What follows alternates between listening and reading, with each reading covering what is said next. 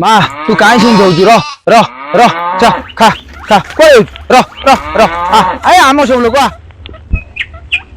ଭାଇ କି ଖଟଣି କରିବାକୁ ପଡୁଛି ଡେଲି।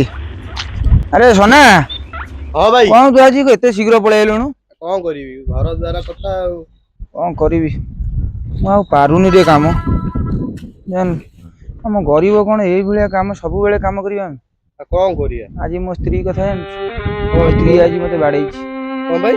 ଛାଞ୍ଚୁଣି ବାଡିଲା କହିଲା ଟଙ୍କା ନାହିଁ ଆଉ କଣ କରିବି? କହୁଛି ଟଙ୍କା ଦେ ଯୋଗଣିଖିଆ ଘରୁ ଯା। ସମସ୍ତଙ୍କ ଘର କଥା ତ ସେଇଆ ଆଉ ମୋ ସ୍ତ୍ରୀ ବା ମତେ ଆଜି କହିଛି। କୋଉଠୁ ଆଣିବି ସେ ଟଙ୍କା କହ? ଏମିତି ଖଟିବାକୁ ଆଉଛି ଆଉ ପାରୁନି। ଆଉ ବୟସ କଣ ହେଇଗଲାଣି କରିବା ଭାଇ ଜାଣିଲୁ। ନିଜ ଖଟିଲେ ପେଟ ପୋଷିବା ଆଉ କଣ କରିବା ଭାଇ? ଜାଣିଲୁ ବହୁତ ପରିଶ୍ରମ ଲାଗୁଛି। ଆଜି କହିଛି ସ୍ତ୍ରୀ ଯଦି ପଇସା ନ ନେବି ଛାଞ୍ଚୁଣି ବାଡେଇବ। ଯାହା ହଉ ଯେମିତି ଭାଇ ପାରିବେ କରିବେ ଆଉ ଜାଣିଲୁ। କରିବା ଆଉ କଣ କରିବା ଆଉ ଶୁଣୁ ଭାଇ କହୁନା ଆଉ ସେ ମାଲିକ କୁ କହିବୁ ଟିକେ ମତେ ଆଜି ଶୋଧିବନି ଜାଣିଲୁ। ହଉ ଆଉ ମୁଁ ମୁଁ ଦେଖୁଛି କହିଦେବି ତ ଆଉ ମୋର ବୟସ ହେଲାଣି ମୁଁ ଆଉ କୋଉଠୁ ପାରିବି କହ ହେଲା। ଆଉ ହଉ ଚାଲ ଆଜି ମାଲିକ କଣ କହିଛନ୍ତି କୋଉ କାମ କରିବାକୁ କହିଛନ୍ତି? ଆଜି ସଫାସଫି କରିବା କଥା କହିଛନ୍ତି ବା। କଣ ଆଉ ପାରୁନି ରେ ମୋ ବଳ ବୟସ ଗଲାଣି। ମୁଁ ତ ହେଇ ସେଇ ଲାଗି ଆସିକି ଓଃ ସଫାସଫି କରୁଛି। ହଉ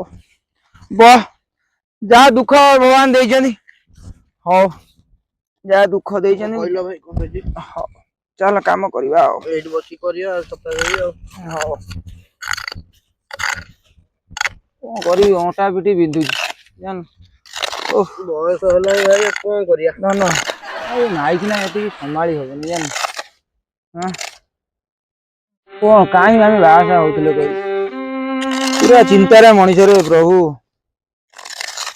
ଓଃ ତାପରେ ଯୋଉ ମହଙ୍ଗା ମାଡକୁ ଏ ମାଇକିନାଙ୍କ ମାଡ ତାଠୁ ଆହୁରି ଡର ଜାଣିଲୁ।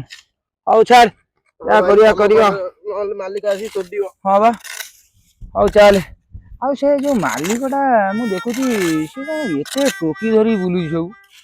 ଭାଇ ଆମ ଘର ପରିସ୍ଥିତି ଗରିବଙ୍କର ସେ ଜାଣିପାରୁନି ଜାଣିଲୁ। ହଉ ଛାଡ ଛାଡ ହଉ ହଉ ଭାଇ ହଁ କହୁନା। କଣ କରିବି ମୁଁ ଫେରେ ଗାଈ ପାଳିଟା ଆଣିଛି ଜାଣିଲୁ। ଆଜ୍ଞା ଦେଖୁଛୁ ତ ଏ ସଂସାରରେ କ୍ଷୀରର ଅଭାବ ଯାହା ହେଲାଣି ଜାଣିଲୁ। ମୋ ଗାଈ ପାଳିଟା ଆଣିଛି ମୁଁ ଯାଉଛି ଟିକେ ଗାଈଟା ଟିକେ ହୁଡେଇ କାହିଁକି ନା ଏଥର ଗାଈ ବିକି ଯୋଉ କ୍ଷୀର ବିକ୍ରି ହବନି ଜାଣିଲୁ। ମୋ ସ୍ତ୍ରୀ କହିଛି ତାପରେ ଫେରେ ପାଉଁଜି ଆଣିବି ହଁ ଭାଇ ଜଲ୍ଦି ଯାଅ ଜାଣିଲୁ। ମାଲିକ ଯାଉଛି ଆସିବା ଆସୁଛି ଆଗରୁ ପଳେଇ ଆସିବ। ମାଲିକ ମାଲିକକୁ କହିବୁନୁ ହେଲା ନହେଲେ ସେ ଖରାପ ଭାବିବ ରହ। ଭାଇ ଟିକେ ଗାଈଟା ବାଡେଇ ଦେଇ ଆସେ ମୋ ଗାଈ ଗୁରା କି ହଇରାଣ ହଉଛନ୍ତି। ମୋ ସ୍ତ୍ରୀ ଫେରେ କହିଛି କାନ ଫୁଲ ଆଉ ଗୋଡକୁ ପାଉଁଜି ନେବି ମୁଁ ଇଆଡେ ମୋ ପେଟ ପୋଡି ଯାଉଛି। ସ୍ତ୍ରୀ କୋଉଠୁ ଆଣିବି କଣ କରିବି? ହଉ ହଉ ମୋରି ସ୍ତ୍ରୀ ତ ଆଉ।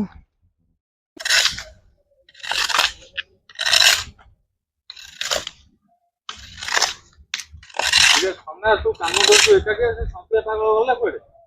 ଭାଇ ଯାଇଛନ୍ତି ବା ଗାଈ ଚରେଇବାକୁ। ଗାଈ ଚରେଇବାକୁ ପଇସା ନେଲା ବେଳକୁ ନେଇଯାଉଛି ହାଡେ ହାଡେ ଗାଈ ଚରେଇବାକୁ କଣ କୁଆଡେ ଯାଇଛୁ? କାମ କିଏ କରିବ ଏଠି?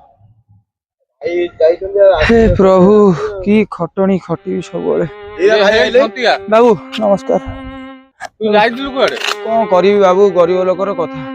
ଆଉ ମୁଁ ଟିକେ କାମ କରୁଥିଲି ମୁଁ ଗାଈଟା ଆଣିଛି ଟିକେ ଚରେଇବାକୁ ଟିକେ ଆଉ ତମେ ଦେଖୁଥିଲି। ସବୁ ଏମିତି କାମ କଲେ କାମଟା ହବ କି? ବାବୁ ମତେ ଦୟାକରି କ୍ଷମା କରନ୍ତୁ ବାବୁ ମୁଁ କଣ କରିବି ମୁଁ ଗରିବ ପେଟ ଦି ପାଣି କୁଟୁମ୍ବ ଆମର ଚଳୁଛି।